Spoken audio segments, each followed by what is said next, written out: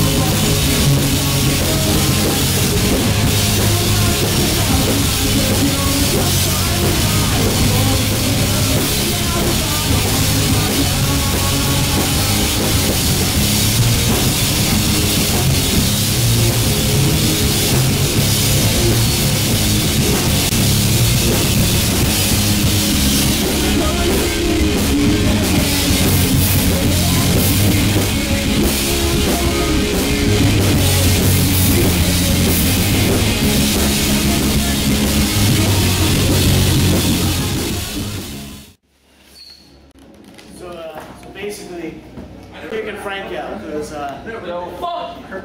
rumor has it he's joining Sink or Swim. Fuck yeah, fuck Seek the Thrill, dude. I heard they kiss boys. What? Yeah. Bill Gleason's gonna play drums. Yeah. If you want to know Seek the Thrill in a fucking nutshell, it's kissing boys and drinking beers and Eating cookies. yeah, and you know, like this guy back here, you know, he's just a fucking bitch with a juke road.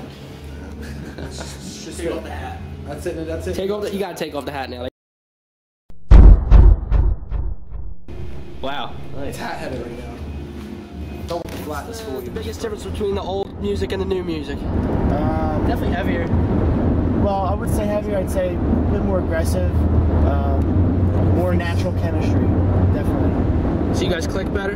Yeah. Absolutely. I mean, even though Croft's been away for a while, I mean, it was, you know, during the school year, it's very hectic, you know, because we're not, you know, we're always doing something, we're going to work or school or whatever, but once the summer hits, you know, it's like, I don't know, it's like the summer is just like, that's the ultimate thing, and the fact that we play at nighttime, it seems to be...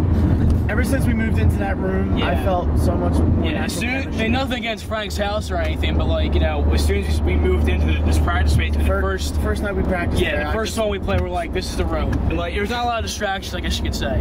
And we're in a room. There's like Christmas lights and like flower put and Playboy put. You know, it's girls, man. And Johnny Cash post. and Johnny Cash. Johnny Put, Cash, you know what I yeah, mean? It's classic. He's the man. But like once we started playing there, it just felt so right, and we just got. And people even said we got so much tighter, and we just feel it. And now since Croft's back, and like The music is definitely getting more mature. exactly. So it's still very pop punk, very melodic, just more mature.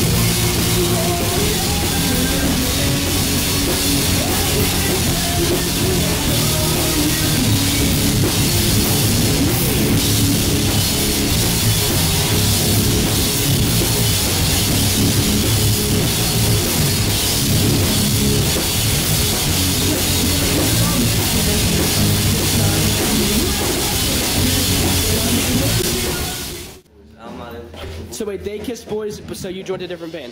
Yeah. But he makes bad cookies. That's basically what I got. Kinda. All right. Sorta. All right, sweet. Try out Pretty much. All right, sweet. So you guys just recorded with the dude from Adelaide, right? Dan Kirk, yeah. Thank you, Dan. How was that whole experience? It was good changing a producer. I mean, it's nothing against Woody. Like, you know, he's the man. He's great at what he does, and he's a good friend of ours. But you know, like Dan, it was more of a personal thing because you know Dan's a friend of ours also. But it's, you know, we're not, you know, kind of like intimidated by the whole like big name studio. Yeah. Obviously, it's a lot cheaper. You know, our budget isn't exactly huge right now, but you know, Dan definitely knows what he's doing also. So we will eventually re-record these 2 songs that we're going to release, but for now, we just wanted to get a couple demos up because these songs are relatively new, but not that new. But we still want people to hear them. So. Sweet. Yeah, the recording process is a lot of fun. I mean, being that I never did any bass tracks before, but you know, those 2 new songs, like the bass sounded perfect, and you know, it came out very well, and it just sounds very diverse and very tight. So I mean, I gotta thank Dan for that. To all the people that have been supporting us and future fans, you know, thank you. It really, you know, when I play shows and I see people singing the lyrics I wrote, that just does it for me. That's my goal.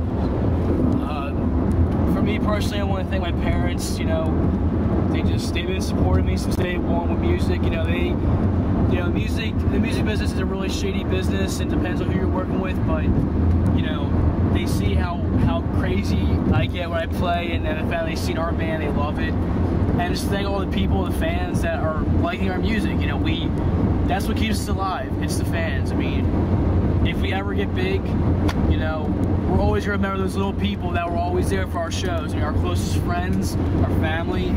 We're gonna remember those people. And just thank you to everybody for supporting us, and we hope we keep going, which we are. I have a good feeling. So thanks.